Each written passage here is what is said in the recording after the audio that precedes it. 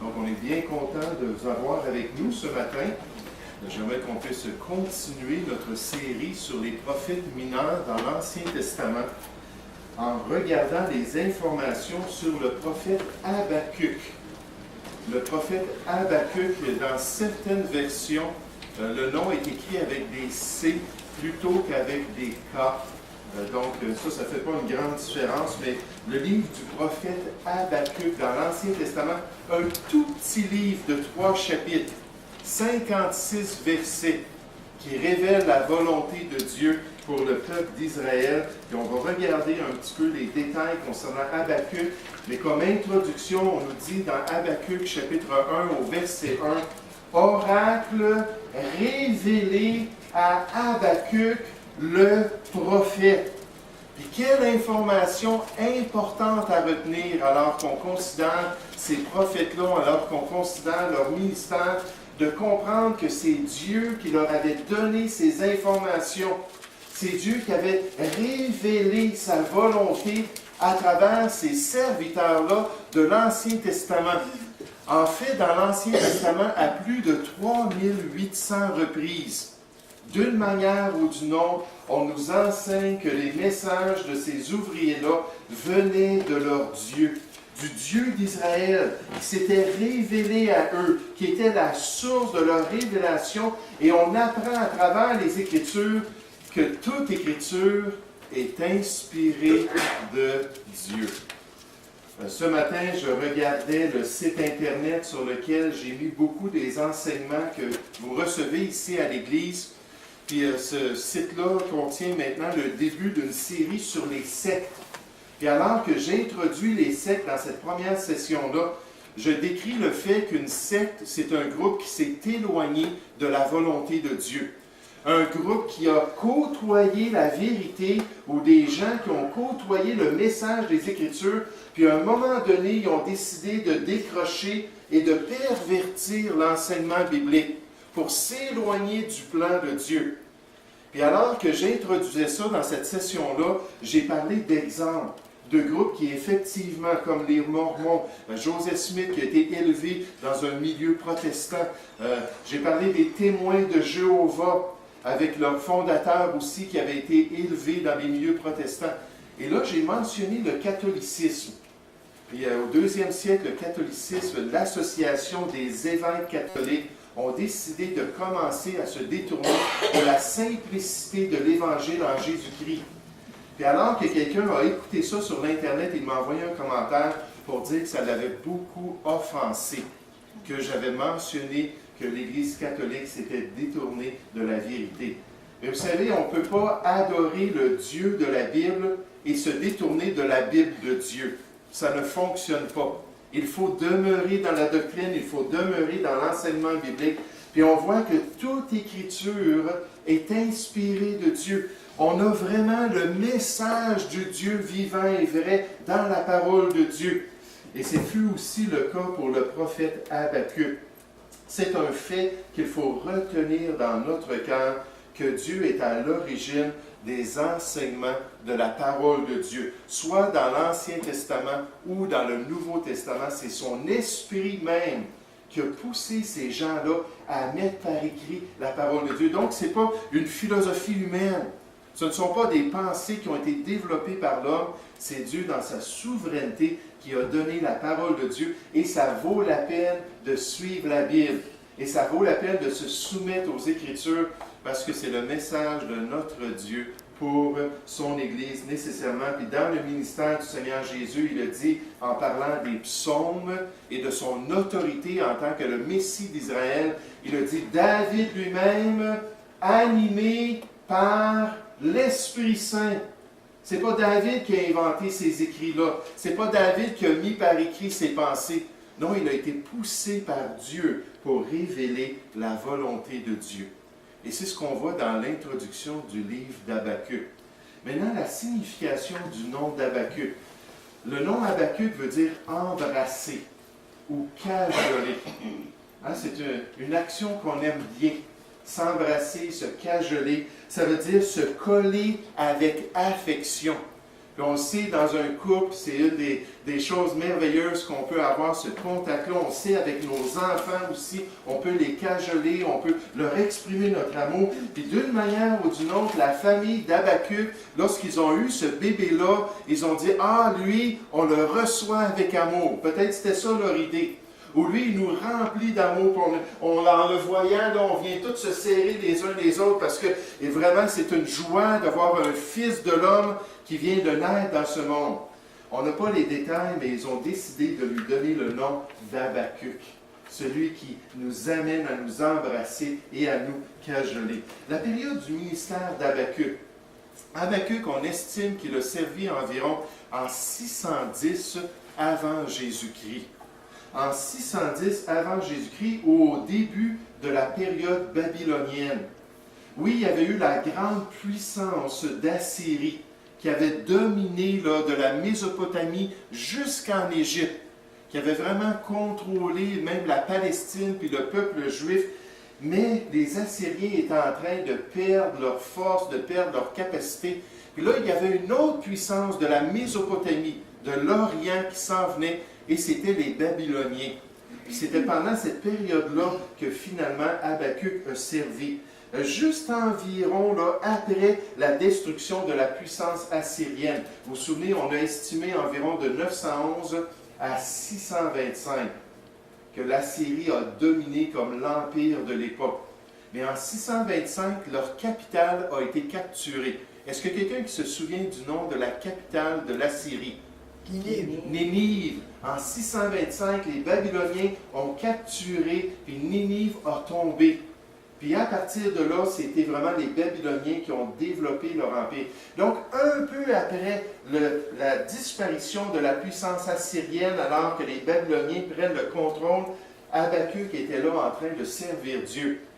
Puis, juste un petit peu avant que Nebuchadnezzar, finalement, commence à envahir la section du sud. Vous vous souvenez, Juda, dans le sud, ont été amenés en captivité, cette fois-ci, non pas en Assyrie comme le nord, mais dans le sud, c'était à Babylone. Puis il y a eu 3 étapes dans cette invasion-là. Puis la dernière étape, en 586, a fait que la capitale a été détruite, Jérusalem, les murailles, le temple ont été détruits, et le peuple a été amené pour la plupart en captivité. Juste avant cette invasion-là, et juste avant la captivité babylonienne, Habacuc avait son ministère. Pour vous mettre un peu dans le contexte des différents événements, j'ai cherché sur l'Internet des graphiques, là, des chartes du temps de cette époque-là, et même en anglais, des fois, vous savez, je vous le mets en anglais, puis je vous le traduis, même en anglais, j'en ai pas trouvé. Et donc, on a la captivité assyrienne des tribus du Nord en 722, lorsque l'Assyrie était dans son apogée de sa puissance. Ils sont venus en Samarie, puis ont amené les 10 tribus du Nord en captivité. Des années plus tard, Ninive est tombée en 625. Là, vous voyez que la charte n'est pas vraiment placée d'après la chronologie. Je n'avais pas assez de place. Puis le service d'Habacuc, c'est en 610, juste un petit peu avant l'invasion de la Palestine. Maintenant, Habacuc a servi auprès de quel peuple? Il a servi auprès des tribus du sud. Il venait du sud lui-même. Des fois, les prophètes venaient du sud. Dieu les envoyait dans le nord. On a vu ça dans les prophètes mineurs. Mais lui, il est resté dans le sud. Il a travaillé avec le peuple pour les mettre en garde et pour les préparer à cette invasion-là que Dieu préparait pour eux. Regardez avec moi donc dans le livre d'Habacuc. Le livre d'Habacuc, juste après Nahum. Habacuc, chapitre 1. Est-ce que quelqu'un qui a relevé le défi d'apprendre les 12 prophètes mineurs? Pas tout à fait encore? OK. Mais je vous avais dit ça qu'on a commencé. J'ai dit, c'est bon, c'est une section que bien souvent on oublie dans l'Ancien Testament. Là, le pasteur va dire, d'accord, je veux que vous tourniez dans Michée, chapitre 3. Michée. Michée, c'est où ça? C'est-tu dans l'Ancien ou dans le Nouveau Testament? Et des fois, on n'est pas certain. Mais donc, c'est bien de mémoriser ces choses-là. Des fois, on les chante aussi, puis ça nous aide à nous rappeler. Mais on a Osée, Joël, Amos, Abdias, Jonas, Michée, Nahum et Habacuc. Donc, Habacuc, chapitre 1, à partir du verset 6, pour voir que vraiment Dieu a utilisé Habacuc pour préparer le peuple à ce jugement qui s'en venait. Il dit, voici, je vais susciter les Chaldéens ou les Babyloniens. Je vais susciter les Chaldéens, peuple furibond et impétueux, qui traverse les vastes étendues du pays pour s'emparer des demeures qui ne sont pas à lui. Il est terrible et formidable. De lui seul viennent son droit et sa grandeur, en parlant de Babylone. Ses chevaux sont plus rapides que les léopards, plus agiles que les loups du soir, et ses cavaliers s'avancent avec orgueil. Ses cavaliers arrivent de loin. Ils volent comme l'aigle qui fond sur sa proie. Tout le peuple vient pour se livrer au pillage. Ses regards avides se portent en avant, et il assemble des prisonniers comme du sable. Il se moque des rois, et les princes font l'objet de ses railleries. Il se rit de toutes les forteresses, en parlant de la suprématie des Babyloniens. Comment est-ce qu'ils avaient vraiment une suprématie sur toutes les armées et tous les peuples. Il amoncelle de la terre et il les prend. Alors son ardeur redouble. Il poursuit sa marche. Il se rend coupable. Sa force à lui. Voilà son Dieu.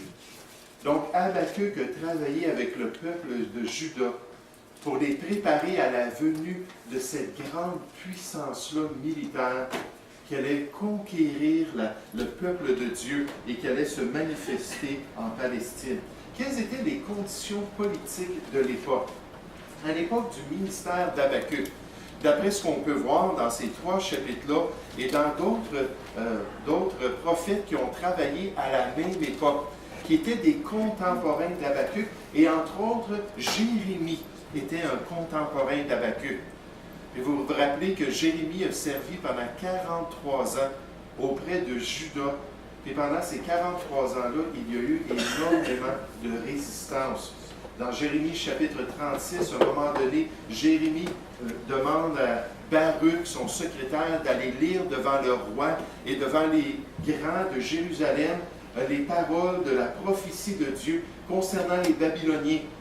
Puis le roi, puis je pense que c'est Joachim, le roi qui était là à l'époque, a entendu ces paroles-là.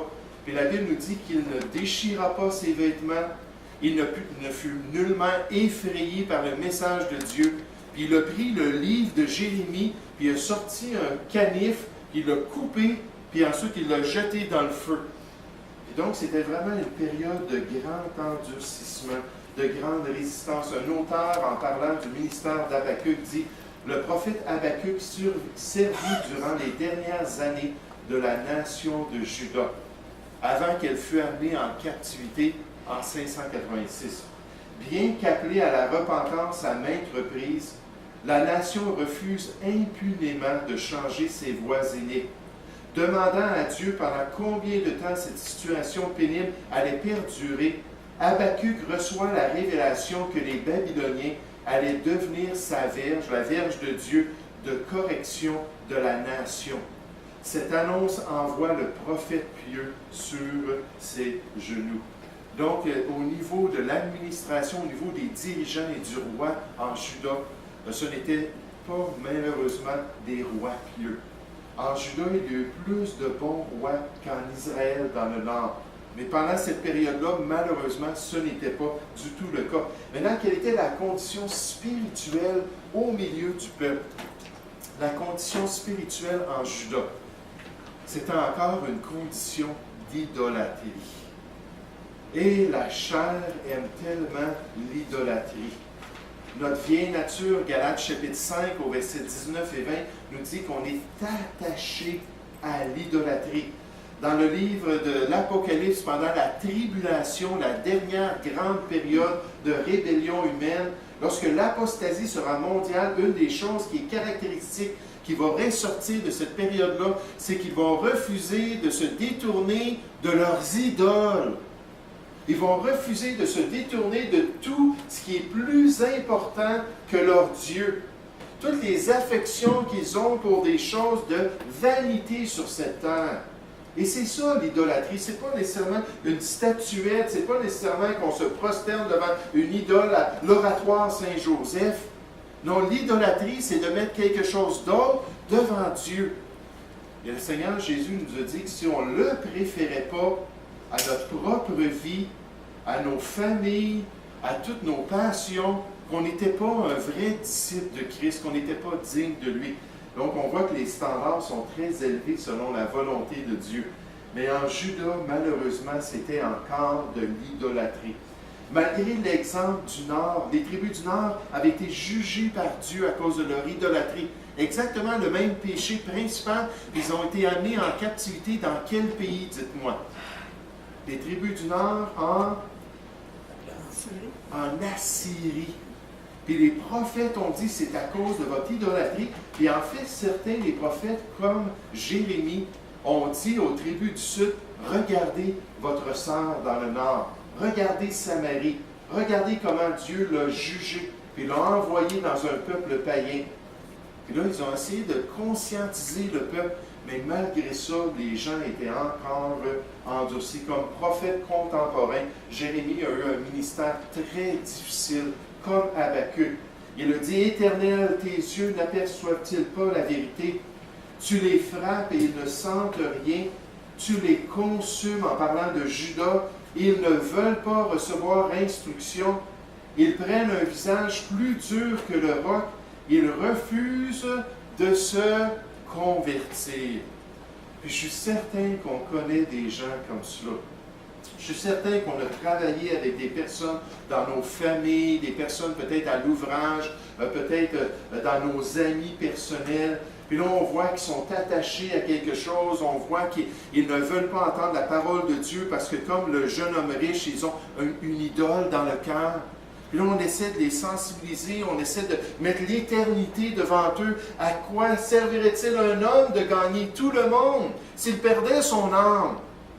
On essaie de leur montrer que c'est de la vanité, de la poursuite du vent, ça ne sert à rien, ce n'est qu'éphémère. Puis là, on voit qu'ils résistent, on voit qu'ils sont entêtés, on voit qu'ils refusent de considérer le message de Dieu. Et vous savez, nous, on ne peut rien faire de plus. On ne peut pas tordre le bras des gens, on ne peut pas leur imposer la foi. C'est un choix de cœur. Et quand le cœur est dur comme de la pierre, puis quand le cœur n'est pas comme une chair tendre entre les mains de Dieu, c'est énormément difficile de servir dans ces circonstances-là. Jérémie dit, « Pourquoi donc ce peuple de Jérusalem s'abandonne-t-il à de perpétuels égarements? » Le cœur est tortueux, il est croche. Il s'égare. Pourquoi? Il persiste dans la tromperie. Il refuse de se convertir. Et ce n'est pas étonnant que le message d'Habakkuk, c'est un message de jugement. En fait, la plupart des prophètes dans l'Ancien Testament étaient là pour encourager le peuple, pour encourager ceux qui servaient encore Dieu, pour leur donner de l'espoir envers la victoire ultime du Seigneur sur l'erreur et sur l'apostasie. Mais bien souvent, c'était pour confronter les gens. Bien souvent, c'était pour mettre les pendules à l'heure, pour qu'ils puissent être devant le miroir spirituel et comprendre leur état spirituel. Et Habakkuk leur a dit, écoutez, le jugement s'en vient. Dieu va envoyer les Chaldéens pour vous punir. Et c'est ce qu'on voit à travers le livre. Et il n'y avait pas juste ça comme message. Malgré que Habakkuk était d'accord avec Dieu, malgré qu'Habakkuk savait que Dieu devait punir, qu'il ne pouvait pas laisser les Juifs impunis à cause de leurs péchés, malgré cela, il était troublé. Puis on voit dans le livre d'Habakkuk la consternation d'Habakkuk. On voit qu'il était vraiment, il avait de la difficulté à comprendre comment Dieu agissait. D'un côté, il était impatient envers la justice de Dieu. Il dit dans le chapitre 1, il dit, Seigneur, il dit, pourquoi est-ce que tu tolères que les méchants soient victorieux dans ton peuple? Pourquoi est-ce que tu tolères que les injustes maltraitent le pauvre? Puis là, il parle à Dieu, puis il est un peu confus concernant l'injustice humaine, concernant le mal qu'il y a autour de lui. Mais un peu plus tard, lorsque Dieu lui donne les grandes lignes de comment il allait châtier le peuple, puis comment ultimement il allait le rétablir en terre promise, puis toute l'espérance qu'il présente à Habakkuk, là, Habakkuk voit les Babyloniens s'en venir, puis comme Jérémie, là, il est troublé encore. Il dit, Seigneur, il dit, il me semble que c'est fort pas mal. Seigneur, il me semble que tu te tapes, puis ça va écraser, puis il dit, ta colère ne s'éteindra pas un jour. Puis c'est un refrain qu'on voit dans les prophètes comme Jérémie, comme Ésaïe. D'un côté, ils voient que Dieu doit agir, mais quand ils voient finalement la grandeur de la punition divine, là, ils ont de la difficulté avec cela. Vous savez, c'est pour ça qu'on doit remettre ça entre les mains de Dieu. La Bible nous dit dans Jacques 1 au verset 19 que la colère de l'homme n'accomplit pas la justice de Dieu.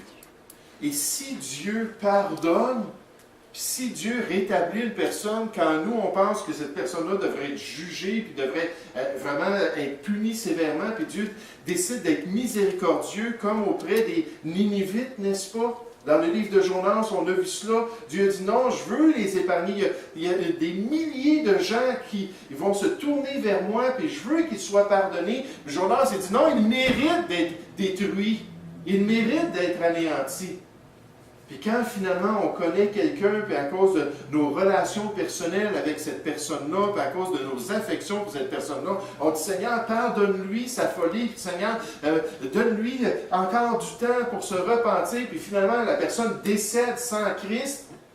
Puis là on est tous fâchés, puis on est tous irrités, puis moi je connais des gens qui n'ont pas accepté du tout la perte de bien-aimé. Puis je peux comprendre la douleur, mon père est décédé, ça fait peut-être 2 ans de cela. Il est décédé sans Christ. Après 25 ans d'investissement dans mon père, d'amour, puis de vraiment de témoignage auprès de lui, ma mère qui était sauvée, ma soeur qui était sauvée, moi, ma famille, on a essayé de lui témoigner, puis finalement, jusqu'à son dernier souffle, il a dit « Non, non ». Puis moi, je dis « Seigneur, tu es juste. Seigneur, c'est toi qui es sage. C'est toi qui comprends toutes choses. Nous, on est juste des êtres humains. Il faut remettre ça entre les mains de Dieu. Mais c'est quand même quelque chose de difficile, n'est-ce pas? C'est quand même quelque chose qui vient nous prendre dans nos tripes, qui vient vraiment nous consterner. Puis à ce moment-là, il faut vraiment se tourner vers Dieu et dire, Seigneur, je te fais confiance. Regardez avec moi Habakkuk chapitre 1, au verset 1. On nous dit, oracle révélé à Habakkuk le prophète. Jusqu'à quand, ô Éternel? J'ai crié et tu n'écoutes pas. J'ai crié vers toi à la violence et tu ne secours pas. Pourquoi me fais-tu voir l'iniquité et contemples-tu l'injustice au niveau des gens en Israël qui étaient méchants envers les autres, qui avaient maltraité peut-être Habakkuk? Pourquoi l'oppression et la violence sont-elles devant moi? Il y a des querelles et la discorde s'élève. Aussi la loi n'a-t-elle point de vie, la justice n'a-t-elle point de force, car le méchant triomphe du juste et l'on rend des jugements iniques. Là, on voit un exemple ici que Habakkuk avait de la difficulté avec les voies de Dieu. Il avait de la difficulté quand Dieu n'exauçait pas. Quand Dieu ne répondait pas à ses prières. Vous savez, des fois, Dieu est comme ça. Dieu a un plan, puis il voit où est-ce qu'il s'en va. Puis là, à travers tout ce temps-là, on dit, Seigneur, tu es vivant, Seigneur, j'ai besoin d'aide, Seigneur, il faut que tu te manifestes, Seigneur, il faut que tu changes les circonstances. Puis là, on veut devancer le plan de Dieu. Puis Dieu dit, oui, continue à prier, ça s'en vient, c'est ici. Pour la vente d'une maison, pour une victoire sur un problème personnel, pour un problème de santé. Mais il faut juste avoir confiance que Dieu sait exactement ce qu'il fait. Puis nous, on lui appartient, puis il nous aime, puis il nous guide dans ses voies pour l'accomplissement de sa volonté. Comme référence supplémentaire qui est suggérée dans le cours, 2 Rois chapitre 22, à l'époque du roi Josias. Juste avant, il y avait Manassé, qui était le pire roi de Juda. Ensuite, on a Josias, son fils, qui lui a des désirs spirituels. Mais à son époque, on voit la profondeur de cette décadence spirituelle. À son époque, on a découvert une copie de la loi de Moïse. On a découvert une copie de la loi de Moïse auprès du peuple de Dieu. En Israël, eux qui avaient reçu les oracles de Dieu, eux qui devaient avoir la parole de Dieu pour les guider, ils étaient tellement endurcis, ils étaient tellement loin que finalement, on avait mis de côté ce livre-là, il avait pris de la poussière quelque part dans un garde-robe, puis on ne s'en servait plus, puis tout à coup, quelqu'un, en nettoyant la maison de Dieu, est tombé sur ce manuscrit-là, puis il a vu à l'intérieur les déclarations de Dieu concernant la condition pour rester en terre promise. Cette condition-là, c'était l'obéissance du peuple. Puis là, ils ont compris, waouh, on est vraiment dans le pétrin. On a un gros problème.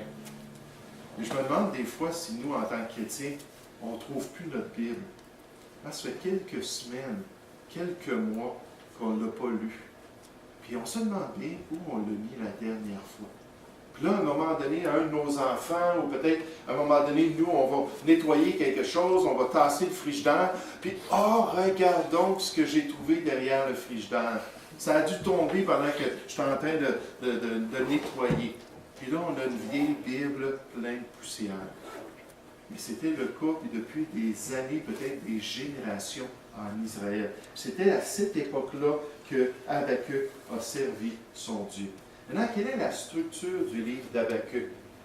Dans le chapitre 1, on voit la première consternation d'Habakkuk, surtout au niveau de l'injustice, puis au niveau du fait que Dieu ne punissait pas le mal autour de lui. Et vous savez, ça arrive des fois qu'on parle avec des gens, que les gens disent, oui, mais pourquoi est-ce qu'il y a de l'injustice sur la terre si Dieu existe?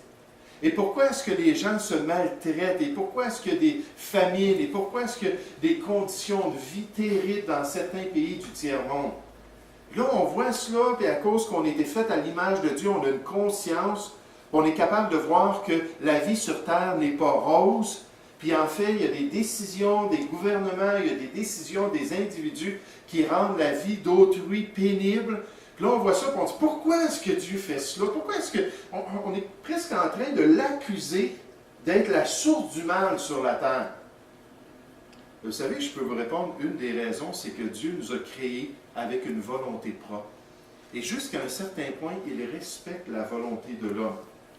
Mais Dieu nous a dit qu'un jour, effectivement, toute injustice et toute transgression allait être réglée. Puis dans son univers, puis dans son monde, il n'y en a plus à avoir rien de mauvais.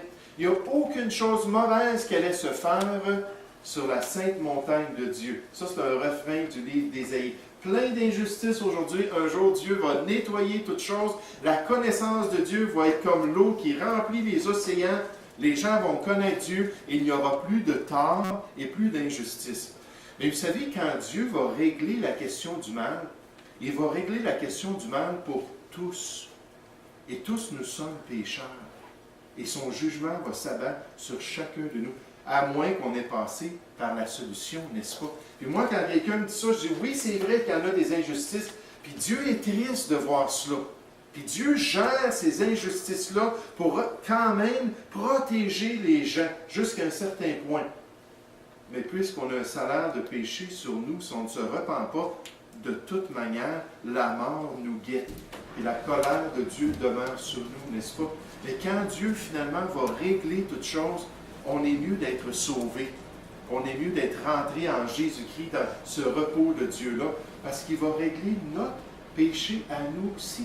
Or, peut-être qu'on n'est pas des grands criminels, puis peut-être qu'on n'est pas des grands coupables de génocide, puis des personnes qui ont maltraité des enfants, mais devant Dieu, même si on observe toute la loi, mais qu'on pêche contre un seul commandement, on est coupable devant lui. Mais c'était un peu ça la consternation d'Habakkuk. Puis là, Dieu lui répond, écoute, je vais régler la situation. Je vais me manifester. J'ai un instrument que je vais utiliser. Un peuple qui va venir de l'Orient et qui va châtier ce peuple-là à cause de toutes ces injustices. Mais Dieu use de patience. Il est lent à la colère, riche en bonté. Il veut que les gens se repentent. Il donnait encore du temps à Judas. Maintenant, dans le chapitre 2, on voit la seconde consternation d'Habakkuk. Là, Habakkuk comprend que Dieu allait envoyer un peuple païen dans son peuple pour châtier les iniquités de son peuple. Puis là, il dit, Seigneur, il dit là, ça m'effraie, cela. Seigneur, est-ce qu'ils vont être trop sévères? Seigneur, est-ce qu'ils vont agir trop violemment? Seigneur, est-ce qu'ils vont détruire toutes choses? Et effectivement, les Babyloniens, les Assyriens, comme on a déjà vu, c'était des peuples très extrêmes dans la manifestation de leur colère et dans les conquêtes. Et dernièrement, dans le chapitre 3, on a la prière et la louange du prophète. Et là, Habacuc dit, Seigneur, je te fais confiance. Seigneur, j'accepte ton plan. Aide-moi entre-temps à être une bonne influence sur ton peuple. Il y a un verset qui vient du livre d'Habacuc qui résonne à travers les deux testaments, qui présente aux croyants la perspective qu'on doit avoir dans notre marche ici-bas. Ce passage-là vient dans Habacuc, chapitre 2, au verset 4, où on nous dit « Mais le juste vivra par sa foi. » C'est vrai qu'à la lumière de tout ce que Dieu révèle, à la lumière même du jugement de Dieu, à la lumière de sa colère contre les impies, les gens qui nous entourent, Dieu nous dit que c'est par la foi qu'on doit marcher. Dieu veut qu'on lui fasse confiance. Dieu veut qu'on lui remette notre colère. À moi la colère, à moi la vengeance, dit le Seigneur. Il dit, fais-moi confiance. Moi, un jour, je vais régler les choses, mais je vais bien les régler. Pas d'après tes idées, pas d'après ton ressentiment contre autrui.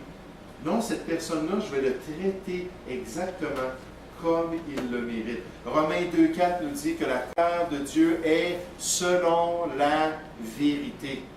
Son trône est établi sur la justice et l'équité. Et tout ce qu'il va faire, même au niveau de sa colère, il va le faire droitement. Et c'est pour ça qu'on doit remettre cela entre ses mains. Et on doit vivre par la foi, ayant confiance dans le plan de Dieu.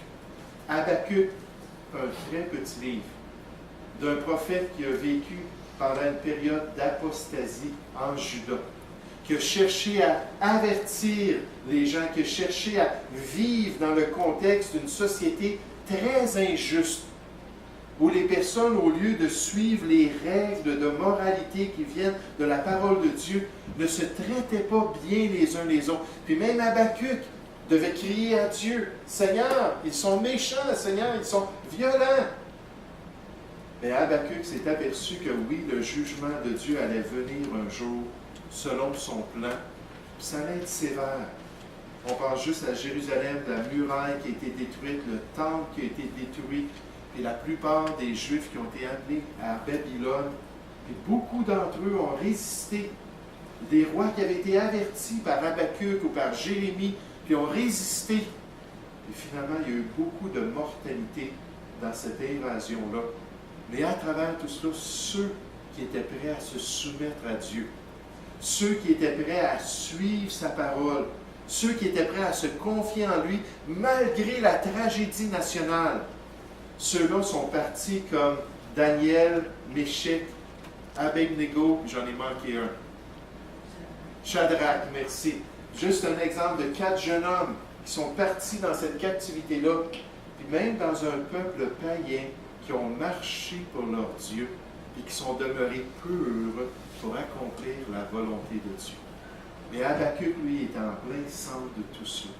Donc un livre qu'on peut méditer, un livre qui peut nous instruire, qui est utile pour nous, mais qui nous rappelle que cette période des 12 prophètes, c'était une période très difficile, non seulement dans les tribus du Nord, mais aussi dans les tribus du Sud. Il n'y a rien de nouveau sous le soleil, n'est-ce pas? C'est très difficile autour de nous aussi. On voit qu'il n'y a pas de repos, il n'y a pas de paix pour le méchant. Et nous, on vit dans une société injuste, on sait que la colère de Dieu un jour va se manifester, mais entre-temps, on doit être un témoignage, on doit leur présenter l'amour de Jésus-Christ, malgré la manière qu'ils agissent envers nous et malgré la manière qu'ils traitent notre merveilleux Sauveur. On doit être des témoins fidèles de Jésus.